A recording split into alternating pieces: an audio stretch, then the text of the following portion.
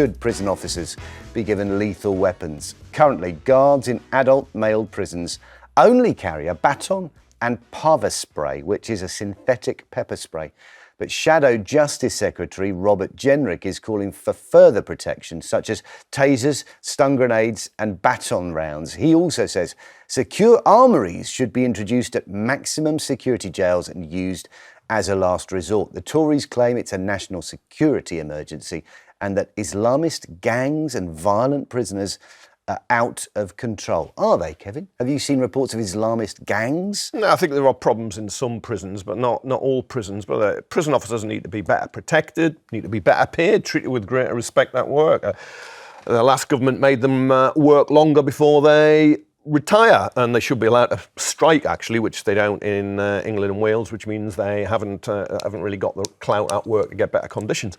We've got to ask them what they want. Robert Jenrick, who came up with this idea, is always in search of a good headline. You've got to ask prison officers what they think. Because if you say gave them guns in an enclosed space, can you imagine what happens when some hardened criminal or group of criminals pounce on one and steal the gun and then start shooting other people, including the guard? So you got to be careful. We've got to protect them better. I can't understand, for instance, why hardened criminals are allowed access to, say, boiling water, which they then throw. Happened in the I think in the Southport case. Yeah. You know, look, if you're a murderer or you've shown extreme violence, I'm sorry, it's going to be tepid tea for you for the time you serve. So I'd be wary of saying they should all be carrying tasers or firearms. So the Prison Officers Association has said they need stronger protection. Yep. I mean, what does that look like then? It's not something like a taser. Yeah, they're talking about stab-proof vests. For a start. Stopping prisoners, for instance, having boiling water, which can be used as a weapon. Sometimes they put sugar in it, they heat it up, goes to a much higher temperature, sticks to you and really burns you. You've got to break up gangs, you've got to deal with really violent offenders by just accepting they can't congregate with other prisoners the way they sometimes are allowed now. But they're not asking, as far as I'm aware, that prison officers be given guns. Now, they do have guns in certain cases to guard prisons, so you don't have a terrorist break in or break out. But there are lots of other easier ways and safer ways for prison officers of protecting them than giving them all handguns. I wonder, Lizzie, what good would a taser have done in the case of the Southport killer and also Hashim Abedi? They were two very similar attacks with hot water, I think fat in one case as well. A taser wouldn't have prevented that. Well, it might be a deterrent if they know that the officers have got these weapons on them. Look, it's a real worry because statistically, I mean, the prison officers, I mean, who would want to be a prison officer? It's absolutely scary. It's up by 15%. Attacks are up 15%. That's 8 assaults, 8 times a day for every day of the year. And that's 10,605 assaults. Why do you think that is then? I mean, because there's no point just coping with this as a symptom. You've got to work out what it is that's causing people to assault, to attack in the first place. We know our prisons are massively overcrowding. Is that something we should be looking at before we start handing out weapons? They're overcrowded. There's a huge problem with our prisons, but there's no point with this, like this government is doing, releasing early rapists, sex offenders into society. That's not the way forward. I think we've got to look at what we're doing with the foreign criminals in our prisons and sending them back to their countries. We've got over 10,422 foreign criminals in our prisons. Plus, we have, I know a prison officer and they want to be protected for their own mental health. It has a knock-on effect to all their family members and it's terrifying for them. It's very interesting. You know someone personally that's a prison officer. Yes. Do you understand why they wanted to be a prison officer in the first place, what they were trying to achieve? Well, that is something they wanted to do, as and they felt they wanted to do that, protect society. Sadly, prisons are unruly. We've seen what's been going on. You know, there's a lot of drugs going on. There was a prison officer only 2 days ago was so brutally stabbed, had to be airlifted from the prison. This cannot go on, and I can't understand, Kevin, why you wouldn't want them more protected. No, I've argued that I want them more protected. Look, I know quite a few prison officers. I know the Prison Officers Association. I know the chair and the general secretary. I've been at their conferences. I've spoken at their meetings before, and they go into it. Well, it's a job.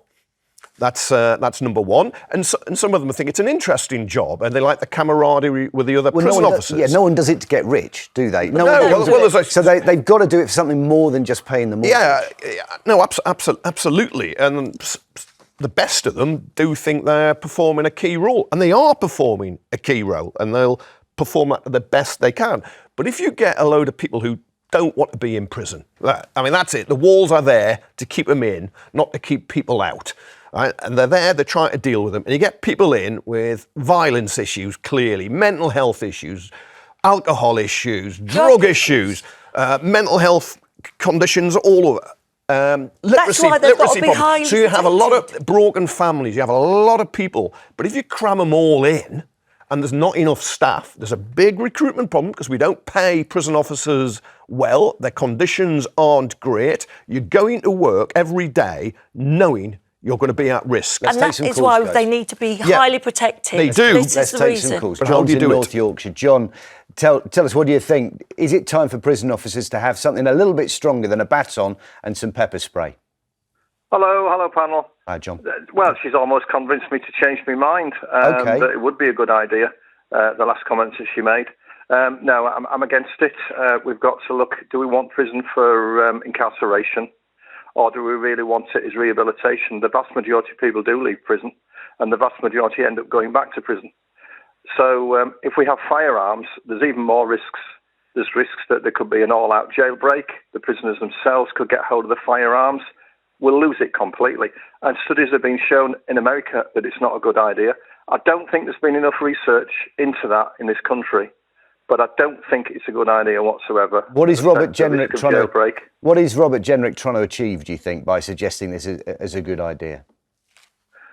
I think the problem we've got with politicians is that, in general, that they can be in charge of Secretary of State 1 minute, in charge of public health the next minute. They just keep chopping and changing, and I don't think they have enough knowledge about the particular position that they're in. I mean, one thing is true. I certainly don't think there's been enough studies. One thing seems to be apparent, whether it's a good John. idea or not. Sorry. One thing seems to be apparent, though, John, is that prisoners are able to get their hands on weapons. We know that, with drones can drop drugs, phones, and knives, weapons. So it doesn't make any sense, surely, does it, for prison officers to have less on their side of the argument, their side of the equation, than the prisoners have got in their pockets? Well, there could be more. There could be more sort of like hyped up in increasing security on that side of it. And then regarding the police, the vast majority of police do not have firearms. You've only got specialist firearms police. So therefore, when it comes to prisons, then the majority of prison officers should not have firearms. It should be only in special circumstances that not the prison officers, but specialists have got firearms as backup. So certainly in general, it's not a good idea. And we're getting more and more to America. I mean, more than 50% of the population of America now have got firearms. Are we going to get to that in this country? I think it's not a good idea. And don't forget, the vast majority of prisoners leave prison. They're not there permanently. The other problem that we've got as well, I don't want to go off the topic too much, but there's no prison sentence. It's going to be the state where a burglar will not receive a prison sentence. We've even had murderers having half the prison sentence reduced. It's getting out of hand. Okay, that's going back to what Lizzie was saying about early release. I think there's a little bit of overlap between you and Robert Jenrick there, though, John, if you don't mind me saying, because you're saying that there should be a facility, there should be an armoury there for those moments when it does break out, when there is a proper problem. And then what do? You've got to train your prison officers specifically to be able to use weapons in those circumstances? Well, that's another problem, that the prison officers are not trained for that. And I think it's going to re-alter the position and the responsibility of a prison officer. As I say, at the end of the day, is the prison meant to be there as a deterrent? Is it meant to be there for rehabilitation, or is it supposed to be incarceration? If it's incarceration only, we've completely lost the plot. And that's a good point. It's going to be incarceration if you've got firearms. It's a good point. And there are specialist prison officers who are trained, like loosely called riot squads, intervention squads. If there's a big problem, you can see it, they go in. Sometimes the police go in. But of course, most attacks are just the prison officer is near the prisoner, and the prisoner lunges. A gun, a stun gun, a stun grenade wouldn't help at all. An anti-stab vest would. And we've got to protect them, but it wouldn't. But John, it's not. It's premeditated, and prisoners can make anything into a weapon. They can get a toothbrush and sharpen it, a bit of wood, a bit of glass, bit of metal, cutlery. Exactly. And I say to John, I mean, I've just given you the statistics of the amount of assaults on prison officers. I mean, when's it going to be? We're going to wait until one of them is actually killed, held hostage? Well, What's it going to take? Hold on. The taser's on the hip, right? Someone assaults you, someone attacks you, then their weapon becomes your weapon. So then we've escalated it anyway because we've actually brought the problem into the situation. There were two. Look, no one wants to be a prison officer at the minute because they're in fear of their life. They're quitting early. Well, their life expectancy. Weapons would make it a more attractive job. They need to feel confident and protected. But John, and they're not at the moment. John made the point. We need research on how many of those attacks would be prevented by people being armed. Richard is in Somerset. What do you think, Richard? Should our prison officers have a little bit more artillery? Hello, mate. How's it going? Yeah, no. In certain circumstances, high security prisons, that's a good one. But, I live in Shepton Mallet, oldest prison in Britain. It was closed. It was a highly recommended prison by the people who look at prisons, and they closed it. The Tories closed 20 prisons and didn't build new ones. That's the problem. Are you saying then overcrowding is the problem? Until we deal with overcrowding, we shouldn't start introducing knee-jerk reactions to try and deal with the symptoms of that problem? Yeah, take back Shepton Mallet prison and put prisoners in it. They can do nothing with it. It can't get planning permission for housing or anything. So it needs to be made a prison.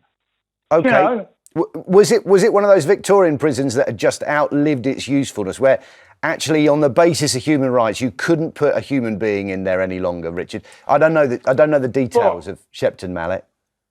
Yeah, it's the oldest prison in Britain, but the point is they weren't doing slopping out, and what do you do with prisoners who are going to throw water at prison officers? You keep them chained up. You don't treat them like human beings. They don't deserve it. I don't give a monkeys, mate. As far as I'm concerned, those sort of prisoners should be chained up, should be taking their rights away from them. They ain't got rights. Okay. Listen, thank you for that call, Richard. What a note to end on. Thanks for your call, but we're going to have to move on, unfortunately.